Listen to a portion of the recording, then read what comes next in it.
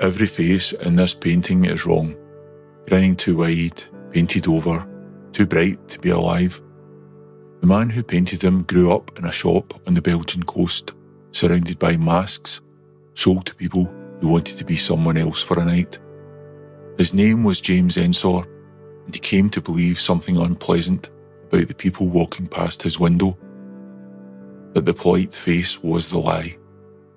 The carnival face was what they looked like underneath. He spent his life painting respectable society as a crowd of masks, clowns, and corpses who had not yet noticed they were dead. For decades, the art world called him mad for it. The trouble is, he might have been correct. Here's the part people forget. Before the masks, Ensor could paint ordinary life beautifully. This is his mother and sister, one quiet afternoon in Ostend. Soft light, good furniture, nothing wrong with the world. He could do this, he was good at it, and he walked away from it on purpose. In The Oyster Eater, he painted his sister again, seated at a table with flowers, wine and oysters, in a room full of comfort. It was refused by the official salon in Antwerp, then refused again the next year by the Brussels art circle called Le Soar, a name that means the soaring. So the respectable world had already started to turn against him. Around 1883, the colours start to sour. The warm browns go sharp and acidic. The light stops being comfortable and starts feeling slightly ill. And the mask enters the room in a painting called The Scandalised Masks, as if the disguise had simply stopped bothering to stay on the shelf. The faces harden after that. Cheeks go raw, mouths stretch, eyes go flat as glass. He was painting the same respectable people. He had just stopped flattering them. This was no longer observation. It was an accusation.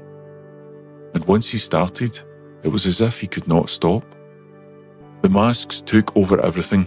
Carnival crowds, family portraits, quiet interiors, all of it filling up with the same painted faces, leering, gurning, crowding to the front of the picture. In the intrigue, and all of them presses right up against you, whispering. The couple at the centre came from his own sister's marriage, a scandal back home in Ostend. Even his own family, he painted in masks. He was not decorating these scenes with the odd carnival face.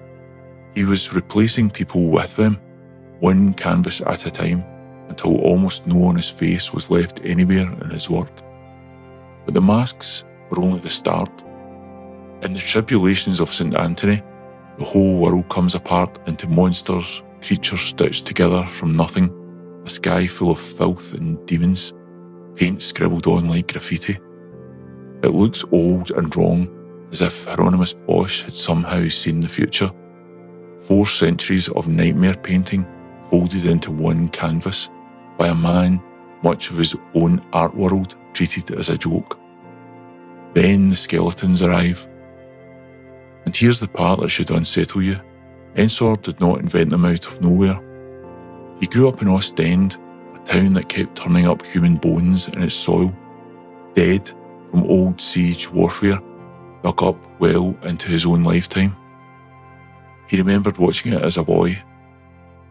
So when he painted skeletons dressed in good clothes, warming themselves at a dead stove, fighting over a hanging body, he was not being macabre for the fun of it. He was painting his neighbours.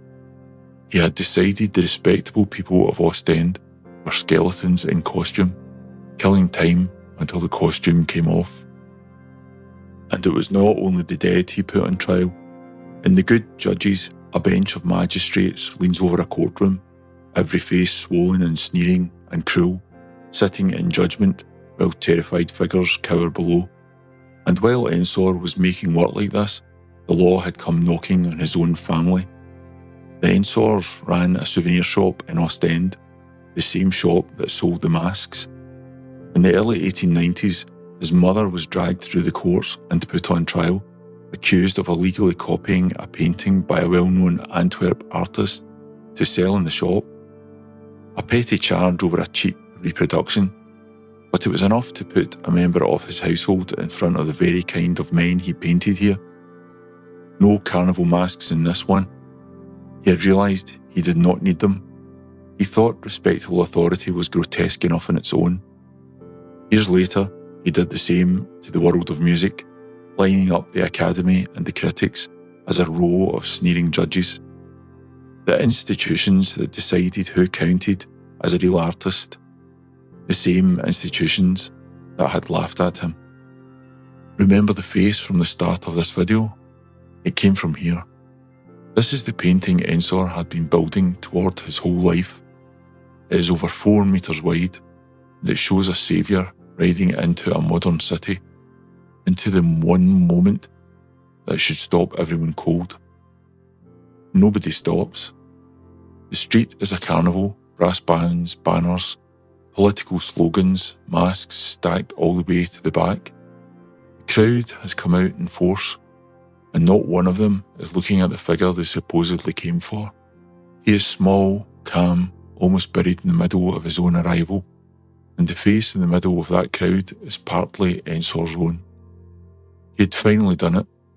He had painted respectable society as a mob that swallows the very thing it claims to worship.